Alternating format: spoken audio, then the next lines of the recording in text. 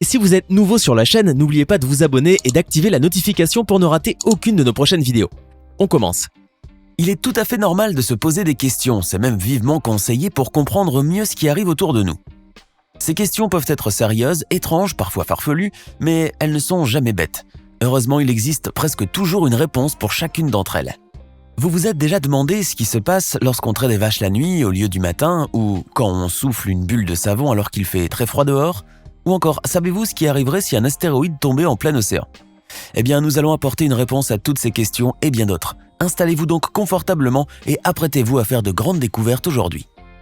Connaissez-vous la lamproie?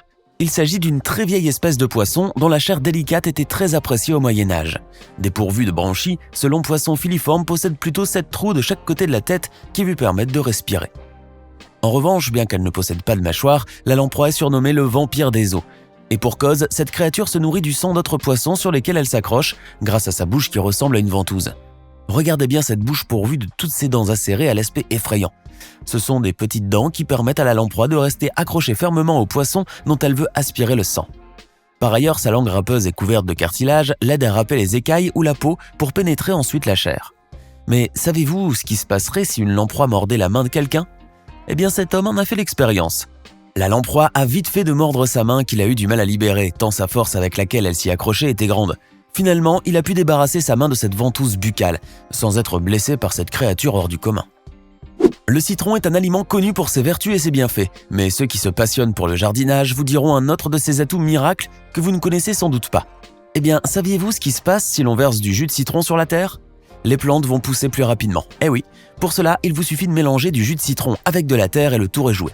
En voilà donc une solution simple et naturelle pour faire pousser rapidement vos plantes. Que se passerait-il si l'on pouvait utiliser de la soie d'araignée? Cette question, Randy Lewis se l'est probablement posée lui-même dans les années 80. Cet ancien chercheur qui travaillait dans l'armée américaine avait même réussi à identifier les 2 gènes responsables de la production de la soie chez l'araignée. Selon lui, il s'agit d'un matériau aux propriétés remarquables. Élastique et plus résistante que l'acier et le Kevlar, cette soie pourrait même servir à de nombreuses utilisations dans des domaines bien spécifiques, tels que le textile, la cosmétique ou encore la médecine. En dehors des fibres ou des tissus, la soie d'araignée pourrait être utilisée pour fabriquer des gels médiaux, des fils de suture pour la chirurgie, etc. Mais bien entendu, utiliser de la soie d'araignée naturelle n'est pas chose évidente, il a fallu donc fabriquer une soie synthétique. Et pour cela, on devait d'abord produire les protéines de cette soie d'araignée de manière artificielle, en clonant les gènes responsables de la soie d'araignée chez d'autres hôtes. Et ça, c'est un vrai travail. En effet, les essais se sont multipliés pour transférer ces 2 gènes chez différents hôtes, comme la bactérie Escherichia coli, le ver à soie et même chez les chèvres. D'ailleurs, ces dernières ont donné des protéines de soie d'araignée qui ont été extraites à partir de leur lait. Mais le plus important, c'est que ces protéines obtenues à partir des chèvres ont des propriétés qui se rapprochent beaucoup de la soie d'araignée naturelle.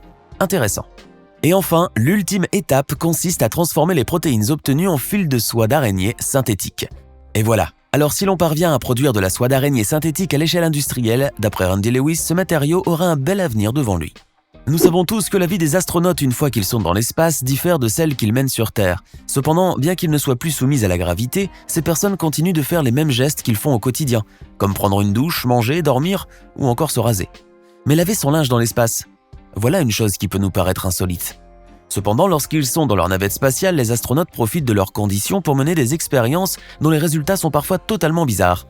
Chris Hadfield, un astronaute canadien qui a pris l'habitude de faire ces petites démonstrations filmées, a tenté de découvrir ce qui se passe lorsqu'on essaie d'essorer une serviette dans l'espace. Le spationaute a donc pris une serviette jetable qu'il a imbibée d'eau avant de tenter de l'essorer. Voici le résultat en vidéo.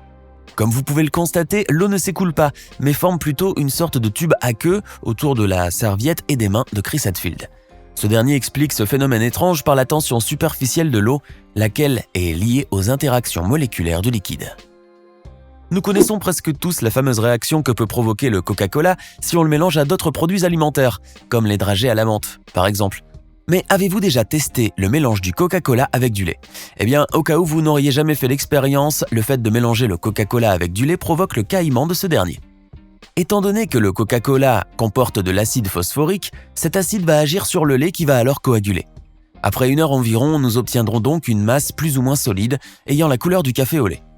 Cela vous dit d'essayer? Avant de continuer, voici maintenant la question du jour. Lequel de ces métaux est le seul à rester à l'état liquide à température ambiante? Option A, l'or. Option B, l'argent. Option C, le mercure. Choisissez l'option qui vous semble correcte et restez avec nous jusqu'à la fin de cette vidéo pour voir si vous avez bien répondu.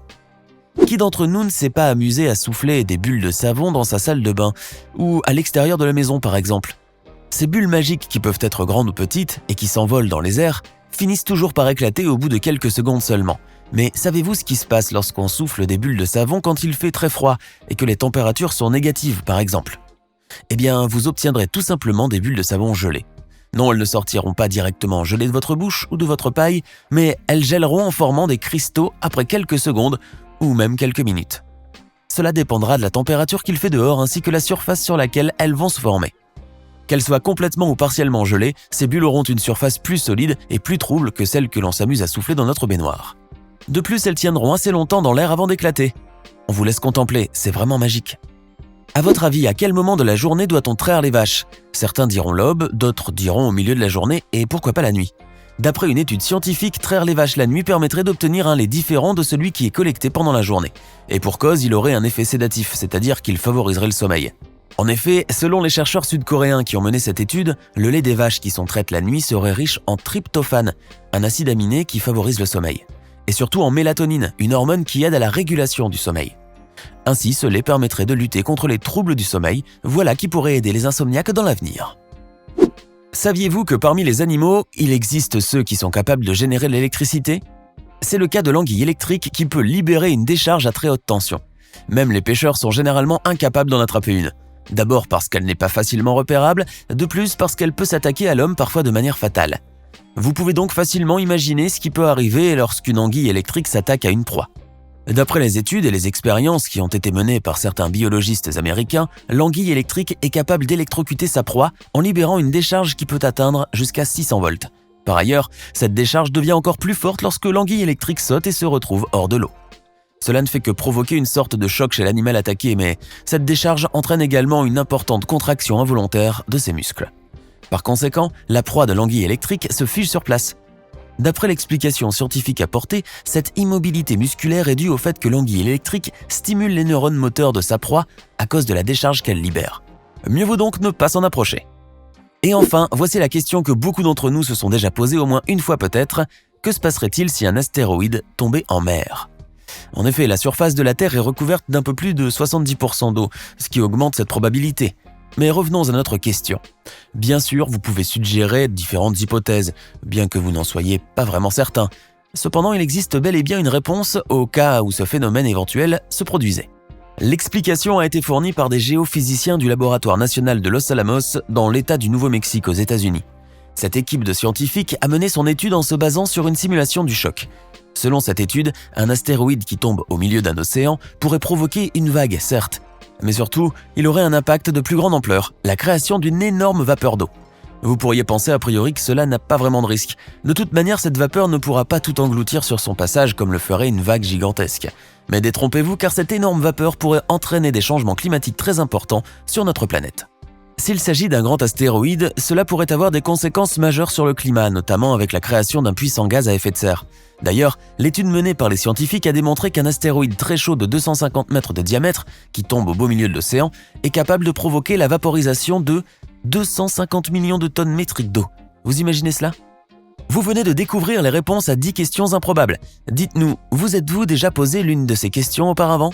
Laquelle de ces découvertes que vous venez de faire aujourd'hui vous a le plus intéressé? Laissez-nous vos commentaires et si vous avez d'autres questions dont vous ne connaissez pas la réponse, n'hésitez pas à nous en faire part. Nous en parlerons dans une prochaine vidéo. Enfin, voici la bonne réponse à la question du jour. Si vous avez répondu option C, vous avez raison. Le mercure est le seul métal liquide à température ambiante.